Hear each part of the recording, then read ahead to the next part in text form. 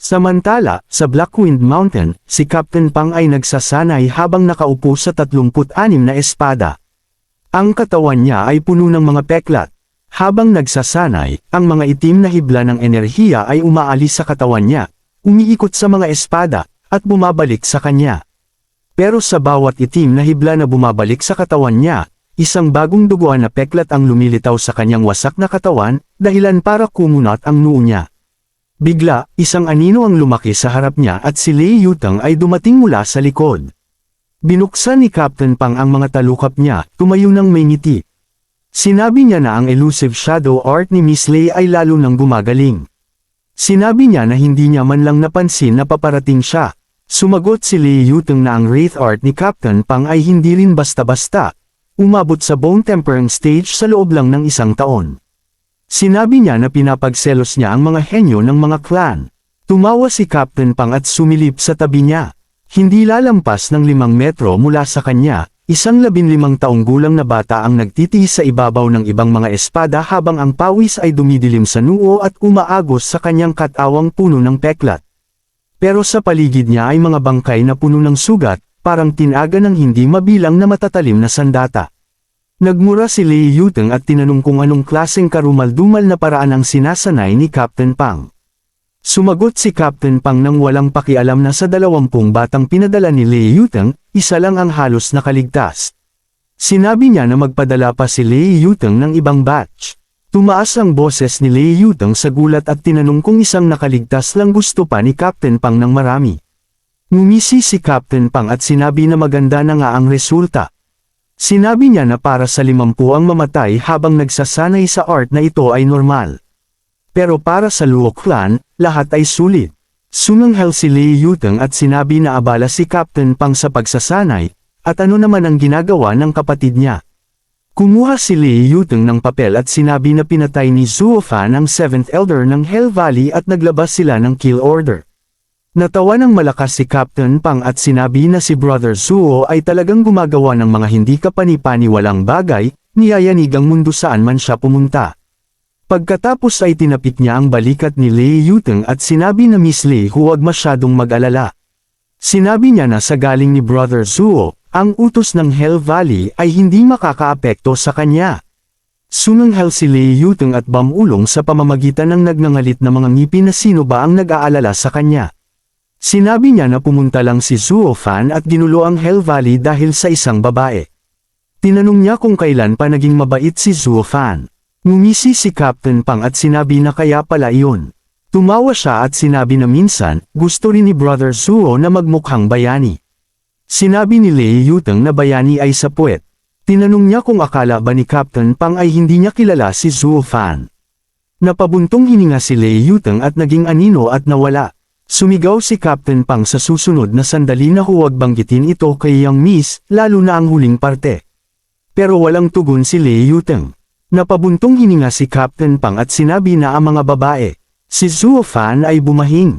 Naisip ni Zuo Fan kung sino ang nagsasalita ng masama tungkol sa kanya ng palihim. Sa isang liblib na kagubatan, kinamot ni Zuo Fan ang ilong niya at itinuon ang mga mata sa isang batong may taas na 100 metro. Bigla niyang binaluktot ang mga binti at tumalon, habang ang mga pakpak sa likod niya ay kumikislap ng kidlat. Ginamit ni Zuo Fan ang Wraith-style first move na Soaring Demonic Dragon. Isang itim na imahe ng dragon ang kumislap kasama si Zuo Fan sa gitna. Ang dragon ay nakipulupot sa kidlat at bumangga sa bato. Naduraj ang bato na parang baraha at lumabas si Zuo Fan sa isang iglap. Pagkatapos ay humarap siya at pinakawalan ng isang itim na kuko patungo sa mga durog na bato. Ginamit ni Zuo Fan ang Wraith-style second move na Ghostly Dragon Claw. Hindi ito kasing ingay ng naunang pagsabog pero mas nakakakilabot ang naging epekto, dahil naging buhangin ang mga durog na bato. Ang pagyanig ay nagpatakbuhan sa mga ibon. Humihingal si Zuo Fan habang patuloy na pinagpapawisan, pero ang mga kamay niya ay patuloy na sumasayaw sa mga galaw, nakatutok sa kawan ng mga ibon. Ginamit ni Zuo Fan ang Wraith-style third move na Necro Dragon Screech. Ang tunog ay nakakakilabot, parang isang demonyo. Ang sigaw ni Zuo Fan ay lumikha ng mga alon sa hangin habang nilamon ang kawan ng mga ibon.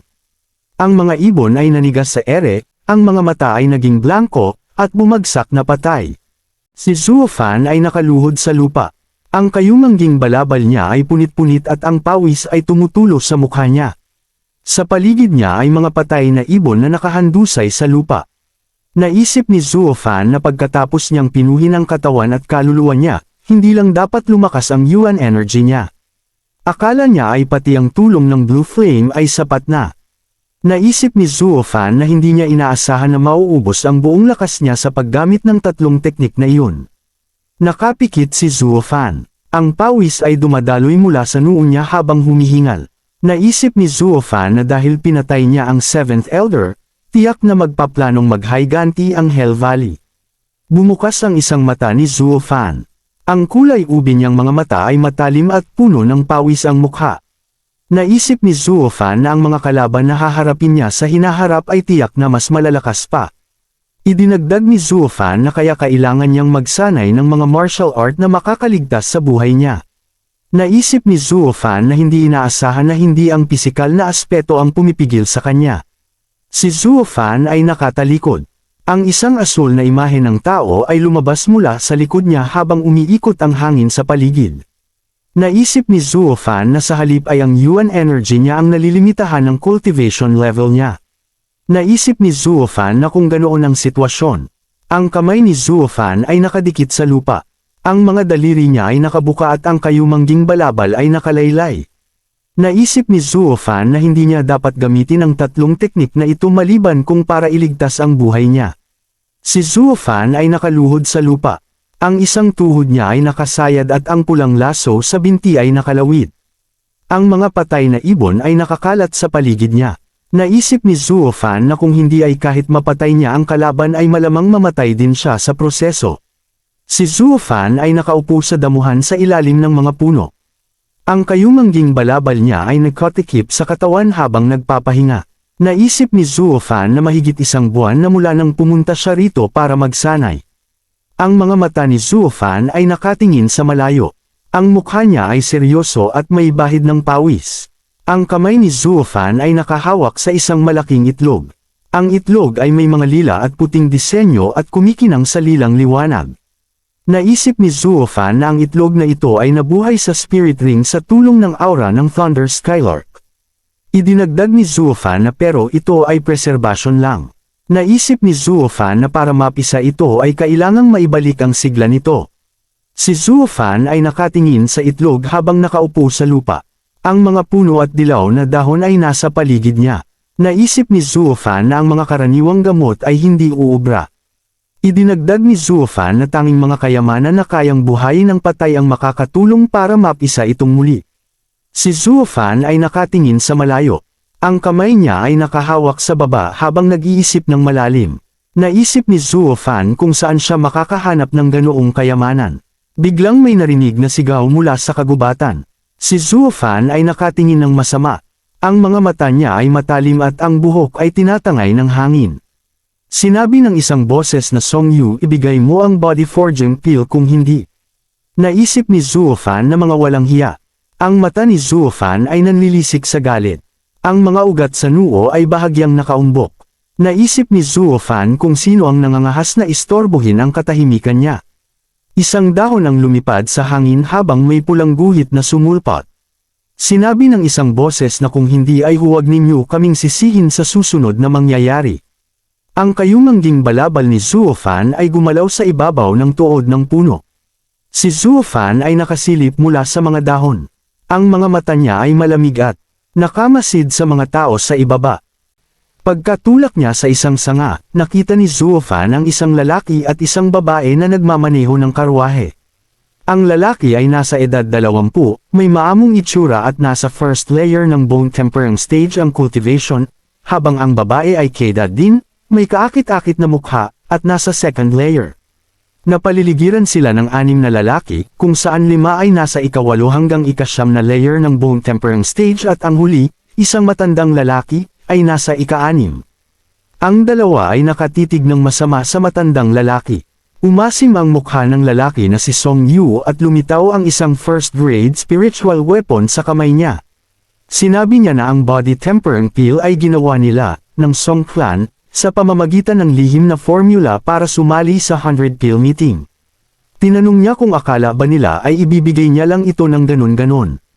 Napangiti si Zuo Fan nang may panguuyam. Ang body tempering pill ay isang 4th grade pill, kapaki-pakinabang sa pagtemper ng buto, at nakakatulong din sa isang 9th-layer Qi condensation cultivator para makalusot sa bone tempering stage. Ang tanging kapintasan ay isang beses lang ito pwedeng gamitin. Para sa henyo na si Zuo Fan, na walang problema sa paglusot sa bone tempering stage, ang pill na ito ay basura. Naisip niya na itong pangit na pill ay gawa sa lihim na formula. Anong klaseng mahihina ang mga ito? Thank you mga boss. Dito na natapos ang chapter na ta. Stay tuned lang, ini-edit ko pa ang susunod na chapter. Like and subscribe para updated kayo sa mga upload natin.